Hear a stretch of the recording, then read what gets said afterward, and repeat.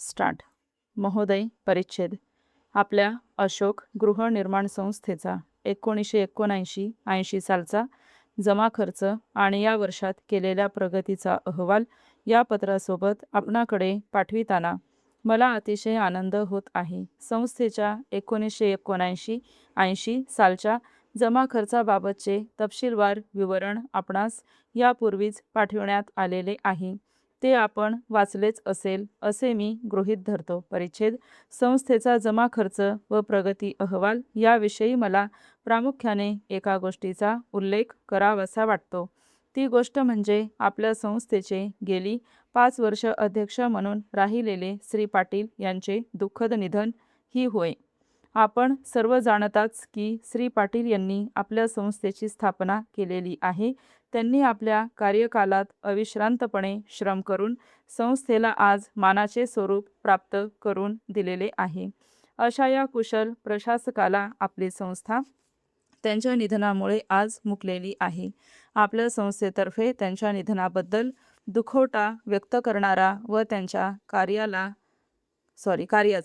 गौरव करणारा ठराव संस्थेच्या पुढील बैठकीत मांडण्यात येईल. परिच्छेद.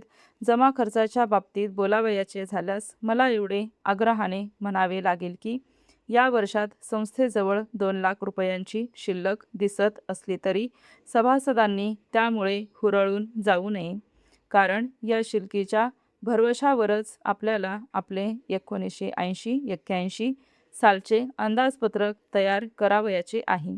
साधारणपणे या वर्षात सर्वच सभासदांनी घेतलेल्या कर्जाचे हप्ते नियमितपणे व वेळेवर भरलेले आहेत व त्यामुळेच चालू वर्षात आणखी 50 घरे बांधण्याच्या आपल्या कार्याला आपण सुरुवात करू शकलो. परिच्छेद. आजपर्यंत आपण 325 घरे बांधून पूर्ण केलेली आहेत व ती संबंधित सभासदांनी ताब्यातही घेतलेली आहेत. हे आपण जाणताच. ही घरे जरी बांधून झाली असली तरी या आपल्या घरांना प्रत्यक्षात वसाहतीचे स्वरूप आणून देण्यासाठी या वर्षात एक योजना हाती घेतलेली आहे. त्यानुसार एक चौकशी आणि माहिती कार्यालय स्थापन करण्यात येणार असून त्याद्वारे आपल्या संस्थेबाबतची तसेच वसाहतीत राहणाऱ्या लोकांबाबतची माहिती, त्यांचे घर क्रमांक वगैरे माहिती देण्यात येईल. याच कार्यालयात दूरध्वनीचीही सोय करण्यात येणार आहे. तेथेच घराबाबतच्या आपल्या तक्रारी नोंदविण्याचीही सोय करण्यात आलेली आहे. तसेच सहकारी पद्धतीवर एक किराणा मालाचे दुकानही या ठिकाणी सुरू करण्यात आलेले आहे. वसाहतीतील रस्ते पक्के तयार करून घेण्यात आलेले आहेत.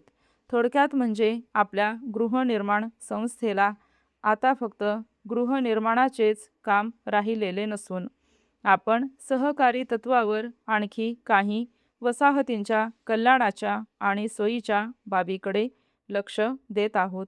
आपली ही संस्था पुढेही अशीच प्रगती करीत राहील असा मला पूर्णपणे आत्मविश्वास आहे. आपला. स्टॉप.